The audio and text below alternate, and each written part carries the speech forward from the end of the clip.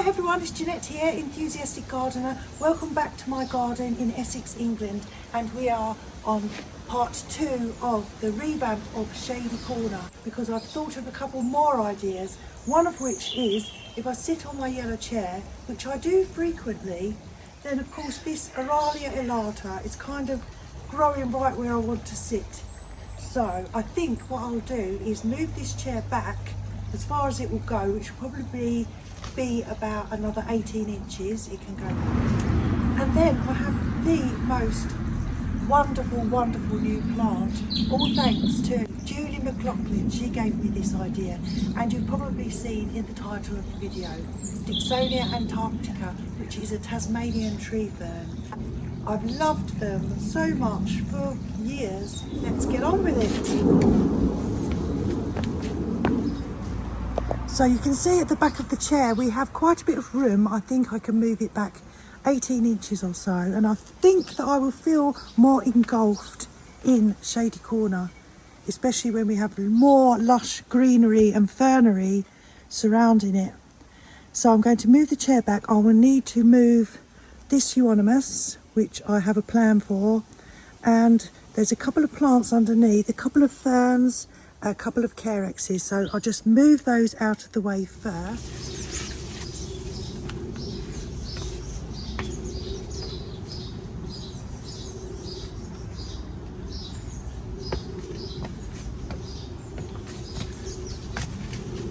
So I have 4 pads to stop the chair sinking into the ground. So I'm thinking if I move these back 2, hopefully, I did level them all before when I put them in, they were level, but along here, all the way along, is about a foot of concrete, the concrete path all the way along. I mean, you can't see because I've covered it over, but there is concrete there. It's going to take me a moment or two to get this level, so I will do that and then come back to you. That is pretty near perfect, it doesn't wobble or anything. And then what I'm going to do to continue this euonymus hedge along here is use the euonymus that I've just taken out of behind the chair, and there's one over there which was a spare for these euonymus, which I planted maybe 3 years ago, tiny little plugs to replace my boxwoods because we suffered from the boxwood caterpillar. So I had a spare there, but none of them have died, fortunately. And euonymus, they're just marvellous because they can take sun and they can take shade, and they're just happy little things. So this one can go here. I'll put some slow release fertiliser in as well, just to give it a little bit of a boost. That one can go in there.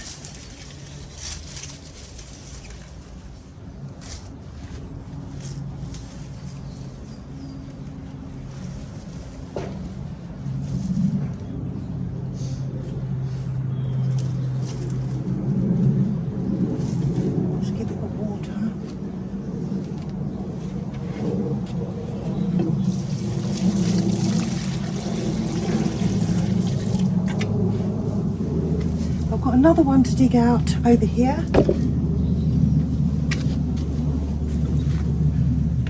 which is this one.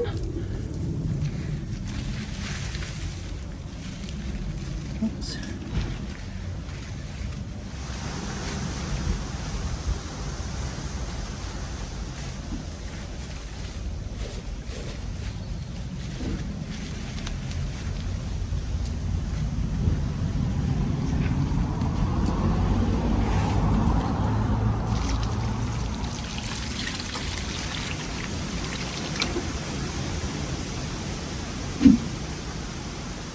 So I think that fills that gap in fine. Actually, what I'll do, I'll shape them a little bit into a bigger ball and see what that looks like.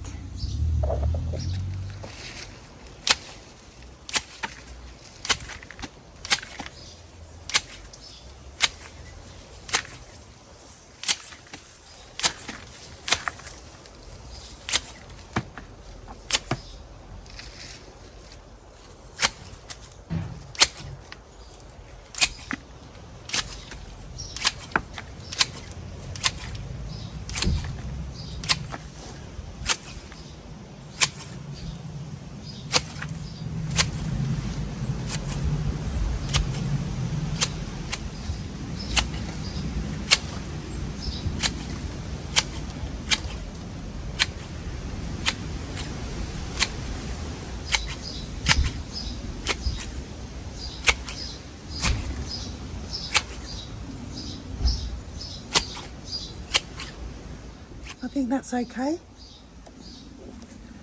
So here's a back view. We're filled in those gaps, and I already had them, so it was worth a little go with that. Next thing, I think this Pieris is going to have to go because it doesn't fit in with my fern theme.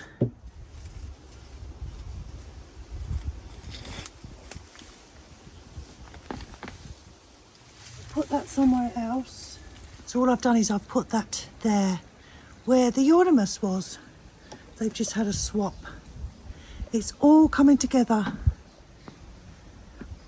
I think the next thing is to bring in my new fern. And here it is.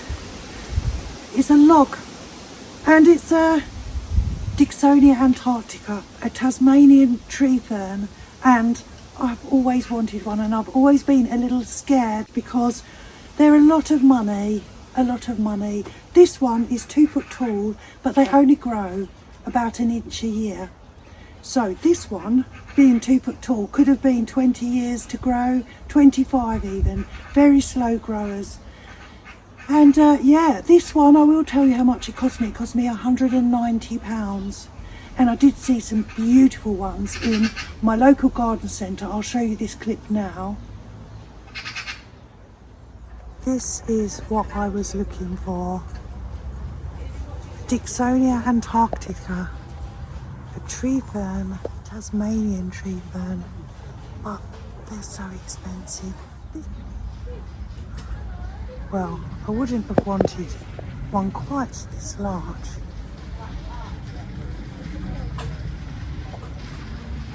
This one here is £360 for 4 foot.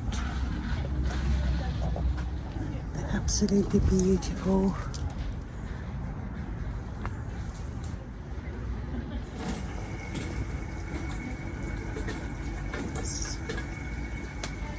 Wow. Beautiful. Oh, goodness. Goodness. They are stunning.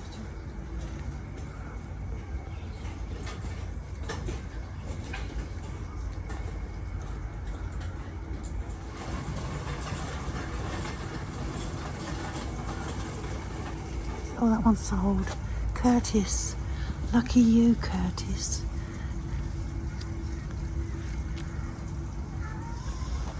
Lucky old Curtis. See, these are nice sago palms, but they're really toxic and poisonous to dogs. I'll look in my other nursery, which is usually a cheaper option. See what they have. So then, after I went to that garden centre, spoke to Les. Les was an expert on tree ferns. He had so much advice for me. Plus, I've watched a lot of gardening videos. You can see here in the middle, beautiful. I hope you can see all the new fronds which are about to unfurl, and it's going to be amazing. Now, because I could not afford anything, did I tell you how much? 190. It's okay because Richard doesn't watch my videos, so he's not going to know. And yeah, so we're okay there. Because, I mean, it's going to take another 20 years for it to get to 4 foot, which is the ideal height that I wanted. So I'm going to cheat. I'm going to get one of the pink pots from my front garden, which is a bottomless pot. And these are happy in pots as well. So it's all fine. And because it's a bottomless pot, it can just stay there forevermore. So we're going to get one of those from the front, put it here, plant it, and then it will raise it up. So the fronds will be even more higher. So we'll be able to see them from the rest of the garden. I've watered it this morning, so it does need a really good soak. But I have watered it already, but they get very heavy, so I thought, let's plant it first. So I'm going to get the pot, position the pot. I have some, they like rich soil, good soil, so you plant them about 3 inches in. So they're going to need a little bit of anchoring. So I need to figure out some sort of a staking system, at least initially, just in case, or just so they don't topple over. This is an ideal spot because they like full shade.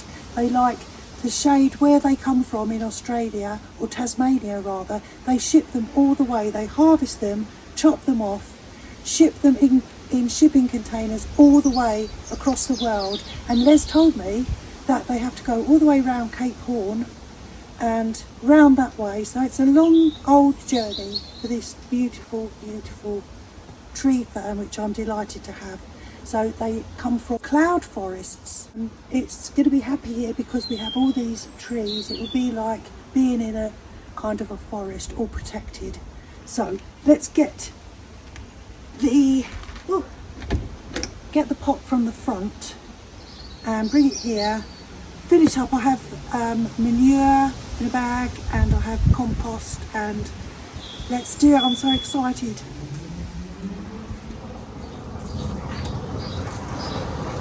It's rather heavy. It does have some soil in it already.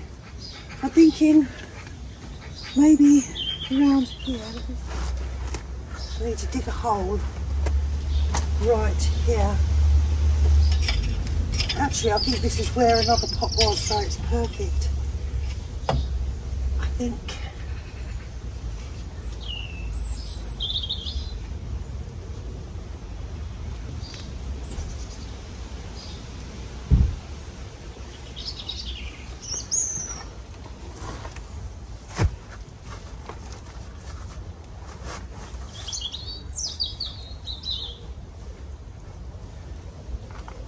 Wonderful. Need to get a level.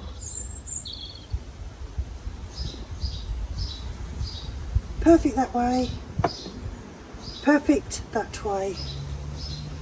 Good.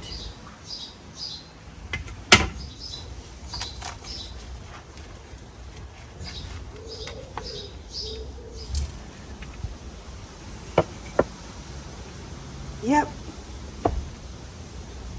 Yep. So I have a couple of bags of compost and I have a bag of manure compost, which should be really good, lovely, rich soil. And this is leaf mould.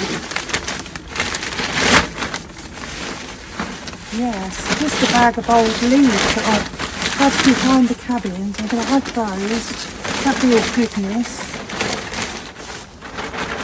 Well, that'll be good. That'll be good stuff, and we'll pack that down. That's going to be good old nutrients. A couple more bags.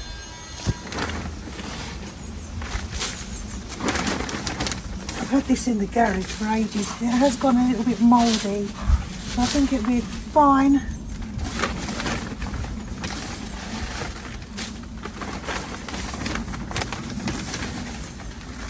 I suppose when they're in the forest, they're just living amongst decomposed leaves and nobody feeds them then, do they? And they do fine. Oh, it's actually nicer at the bottom. I get it to about 3 inches at the top. I might water it, actually, to get it to settle. Because I don't want... The trouble with bottomless pots, I find, is that after a while the soil does sink and whatever you've planted in there does get lower. Right, I've made a kind of a well, as you can see. Oh, it just about stands, so I think I can go and have a look. Hope it doesn't fall over. Oh yes, that looks majestic. Majestic. Now I have these stakes. So what I thought I could do for the first year or so, I'll kind of anchor. I've got 5. Kind of, anchor it in. Hello everyone, and apologies for this interruption to our broadcast, but this is editing, Jeanette, and I'm watching this and thinking, Jeanette, this is just not going to cut it. These 5 little bamboo stakes are not going to hold this fern tree up, because when the fronds grow, they can be 2 foot long, 3 foot long even if it's happy, which I sincerely hope it is. And if there's a wind, it's going to be like a wind sail. Those fronds, these 5 little bamboo sticks are not going to cut it. So I've been on Amazon and I've found a far, far better solution, which I will be, as soon as my Amazon delivery arrives, we'll be straight back into the garden. At the end of this video, putting this attempt, which is all I can call it, is an attempt, putting this to rights, because this is just not good enough. And I should also mention that the harvesting of tree ferns is a very, very strict process, and all the companies, under their forest plans, they have to have a special license, and then every tree fern will be given one of these tags, and it has its own serial number, which they have to keep this on, and I am number 695005. Very good number to have. But I was wondering if I could fit in, or would it be nice to have a little water feature, and it would help with humidity. So I do have this, so I thought I might just move that over there quickly just to see if I like the look of it. But it will create a bit of humidity, and it will be easy for me to fill up because I'm going to be watering this on a very regular basis. So I might just quickly see what that looks like, see if I like it. I actually do like it there. You can't see it from every angle, but yeah, I like it. And it will create humidity as well for the tree fern area, and it'll be easy for me to fill up, because every time I water my tree fern, then that can get water as well.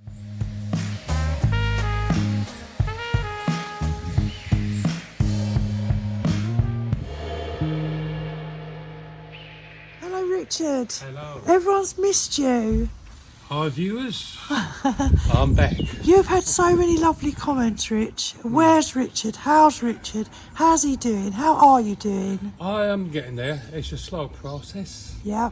And I've been working on a little project for Jeanette, which has taken me about 10 times longer than it would normally have done. But that's finished. That's another video. That's going to be after this episode of the Shady Corner fern garden area. So she's brought me out here to have a look at her new purchase. Yes.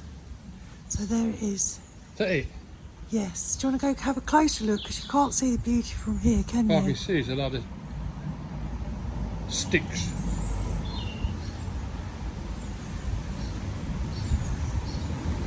What do you think, Rich? Isn't it beautiful? It will be, Richard. It's another twig. It's not another twig. That's Do you love it? What, does it sing and dance? Oh, it grows into beautiful, like these, but bigger. It's going to be a big, big shady canopy. It's going to be like we're in Australia. It's going to blossom over with time. Well, there won't be flowers, but yes. Well, you're supposed to do that. I'm still waiting. Well, for me to blossom. So, do you like it? How much is that? 20 quid? Yeah, 20 quid. No. No. Shall I tell you how much? Yeah. Are you ready? Do you need to sit in the chair? No. £190. For that? Yes. Well, if you like it, yeah. I do. But you wait. Give it a month, Rich. Give it a month. Give it a month. Yes. You're going to love it as much as I do. Oh, good. It grows from you, does it? Yes. It's nice to have you back in the garden with your charm and your humour, Rich. And so far I've been very good. I've been watering in the morning and in the evening on this setting here, the Misty Spray.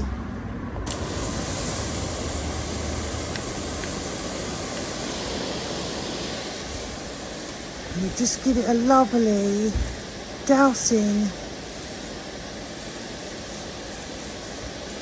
all along the trunk and down into the crown.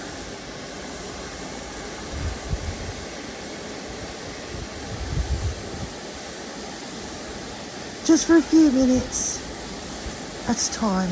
Keep them nice and moist, and actually put it up into the air so it feels like it's in Tasmania, right underneath all the foresty trees.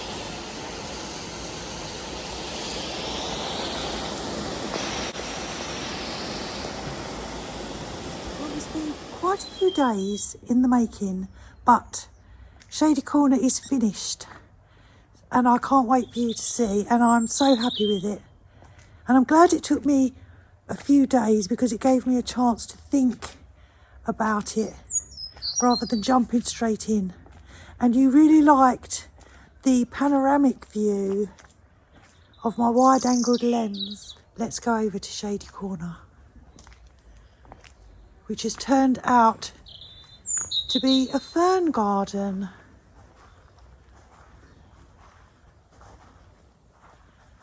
Here it is. And let me take you on a tour of Shady Corner.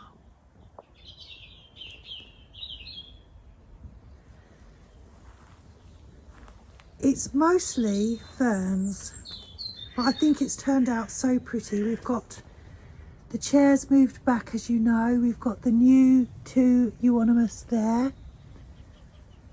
And then I've added some more pots.